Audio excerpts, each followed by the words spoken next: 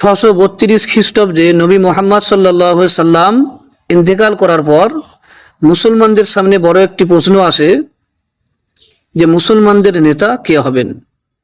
একদল সাহাবারা তারা মনে করেন যে মুসলমানদের মধ্যে থেকে পরামর্শের মাধ্যমে নেতা নির্বাচন করা উচিত, একদল সাহাবা মনে করতেন। সেই হিসাবে প্রথম খলিফা হন হযরত আবু বকর রাদিয়াল্লাহু তাআলা আনহু। কিন্তু আরেকটি দল মনে করতেন যে নবীজির পরিবার থেকেই নেতৃত্ব আসা উচিত। তাদের মধ্যে নবীজির চাচাতো ভাই এবং জামাতা আলী রাদিয়াল্লাহু তাআলা আনহু এই দায়িত্ব পাওয়ার যোগ্য ছিলেন। এই মতভেদ থেকেই ধীরে ধীরে দুইটি প্রধান ধারা তৈরি হয়, একটা শিয়া একটা সুন্নি। সবচেয়ে গুরুত্বপূর্ণ বিষয় হলো সুন্নি এবং শিয়া উভয়ই মুসলমান এবং উভয়ই কোরআনকে আল্লাহর কিতাব হিসেবে মানে এবং নবী মুহাম্মদ সাল্লাল্লাহু আলাইহি সাল্লামকে শেষ নবী হিসাবে বিশ্বাস করে।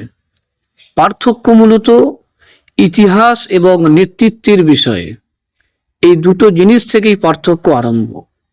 মূলত শিয়া হচ্ছে আপনার তিন প্রকার। একটা আশারি শিয়া, যেটা হচ্ছে আমরা ইরানে আয়াতুল্লাহ খামেনি যে শিয়া।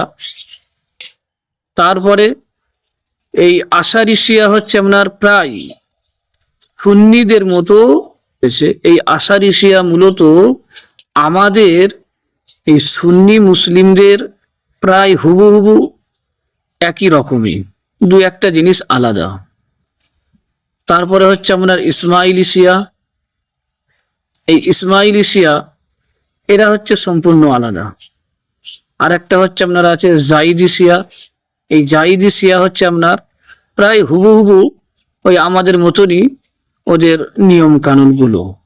তো সেই জন্য এই যে গুরাবিয়া যে চরমপন্থী যে শিয়া ছিল, সেই শিয়াটা হচ্ছে আপনার মূলত তাদের চিন্তাধারা এরকম ছিল।